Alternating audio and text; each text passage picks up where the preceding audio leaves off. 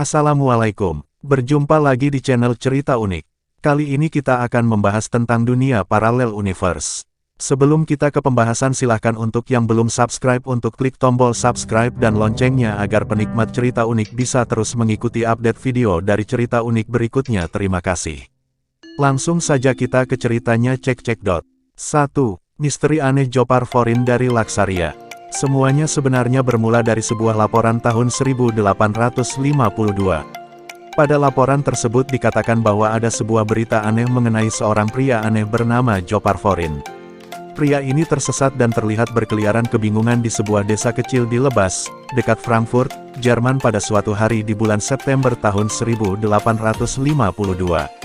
Pria itu mengaku datang dengan menggunakan kapal, sayangnya kapalnya karam dan dia terdampar di sana.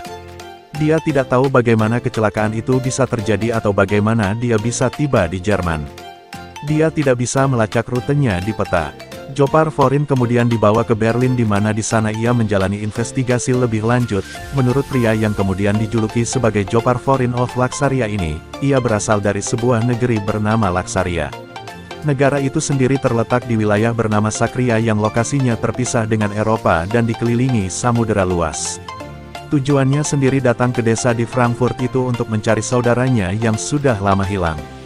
Anehnya, pria itu tidak tahu pasti bagaimana caranya dia bisa sampai di tempat itu, namun seingatnya kapalnya mengalami kecelakaan dan karam, sehingga ia terdampar di sana. Jopar Forin berbicara dalam bahasa Jerman yang tidak begitu jelas dan terbata-bata. Pria itu tampaknya memang tidak bisa berbicara bahasa Eropa lainnya kecuali bahasa Jerman. Ia mengaku membaca dan menulis dengan menggunakan bahasa yang disebutnya bahasa Laksarian atau Abram. Bahasa Abram itu menurutnya adalah bahasa masyarakat di Laksaria. Setelah ditanya lebih lanjut, ia mengatakan agamanya adalah Kristen, tetapi di sana agama itu disebut Ispatian. Sementara itu, pihak penyelidik mencari tempat yang dimaksud Forin yaitu Laksaria yang terletak di bagian dunia yang disebut Sakria. Tetapi masalahnya sekeras apapun mereka mencari tempat itu, tetap saja tidak ditemukan di peta manapun. Forin kemudian diminta untuk menjelaskan di mana Laksaria yang dimaksudkannya itu. Dia kemudian menggambarkan 5 wilayah besar bumi yang ia namakan dengan Sakria, Aflar, Astar, Auslar, dan Eplar. Seorang penulis bernama John Timbes kemudian menulis tentang Jopar Forin pada tahun 1852 yang berjudul Year Book of Facts in Science and Art, yaitu sebuah majalah berkala kecil yang dipuji karena akurasinya oleh publikasi lain pada masa itu. Dalam laporannya, Timbes memberikan informasi kalau pria itu masih menjadi subjek banyak tulisan ilmiah di ibu kota Prusia. Salah satu penjelasan yang diperdebatkan adalah bahwa kemungkinan dia adalah seorang penjelajah waktu yang tidak sengaja mendarat di dimensi lain dan sampai di dekat Frankfurt, Jerman. Sementara itu beberapa yang lainnya yakin bahwa pria ini sebenarnya menderita fugue, yaitu kondisi mental yang membuatnya sulit dipahami. Sementara yang lainnya menganggapnya tak lebih dari seorang penipu, tetapi motifnya apa? Forin sendiri sama sekali tidak pernah meminta bantuan keuangan. Kisah Forin ini juga kadang-kadang digunakan sebagai bukti bahwa teleportasi, alam semesta paralel, dan realitas alternatif atau semacamnya itu benar-benar ada. Laksaria, negara yang diklaim Forin ternyata punya arti dalam bahasa Latin yaitu, kemewahan. Nama-nama benua yang disebutkannya pun memiliki kesamaan dengan nama benua yang kita kenal saat ini, kecuali Sakria. Nama-nama itu yaitu Aflar sama dengan Afrika, Aslar sama dengan Asia, Auslar sama dengan Australia, dan Eplar sama dengan Eropa. Dalam sejarah dunia kuno, ternyata ada sedikit referensi tentang wilayah yang bernama Sakria. Wilayah ini ada di India kuno. Tetapi anehnya, Jopar Forin tidak memiliki paras seperti orang India sama sekali. Fisiknya justru benar-benar sangat Kaukasia. Daerah Sakria ternyata bukan hanya di India. Di Turki yang sebelumnya merupakan daerah wilayah kekuasaan Ottoman, juga ada wilayah bernama Sakria atau dikenal dengan Sakarya. Bahasa yang dikatakan Forin digunakan di tempatnya yaitu Abramian juga sebenarnya sangat mirip dengan nama umum Armenia, Abramian. Armenia juga diketahui sebagai negara pertama yang memeluk agama Kristen sebagai agama negara sejak tahun 301 Masehi. 2. Pria dari Tauret. Ada sebuah cerita yang terjadi pada bulan Juli tahun 1954 di Jepang. Pada hari itu, seorang pria diceritakan telah tiba di Bandara Haneda, yang juga dikenal sebagai Bandara Internasional Tokyo. Dilihat dari segi manapun, pria itu pastinya adalah turis. Pria itu digambarkan sebagai orang berras Kaukasia dan memiliki janggut kemungkinan brewok. Dia fasih berbahasa Inggris dan Jepang, namun logat Prancisnya menandakan bahwa bahasa utama yang dia gunakan adalah bahasa Prancis. Sampai detik ini, tidak ada yang mencurigakan dari pria tersebut. Pria itu kemudian mengantri untuk diperiksa identitasnya. Tatkala dia sudah berada di depan petugas imigrasi, dia melakukan prosedural menyerahkan paspor dan memberikan detail identitas. Disinilah saat keadaan berubah aneh, setidaknya bagi petugas imigrasi yang bertugas.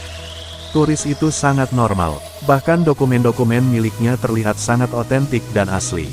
Orang itu pastinya akan diperbolehkan lewat apabila petugas imigrasi tersebut bisa mendata asal negara turis ini. Jika di masa kini, kejadian kala itu pasti akan digambarkan dengan seorang petugas imigrasi yang sedang mencoba menginput data ke komputer. Sayangnya, sekeras dan seteliti apapun dia mencari, dia tidak akan pernah bisa menemukan nama Tauret dari daftar negara. Memastikan dengan cara bertanya kepada petugas imigrasi yang lain dan mengecek di database lain pula.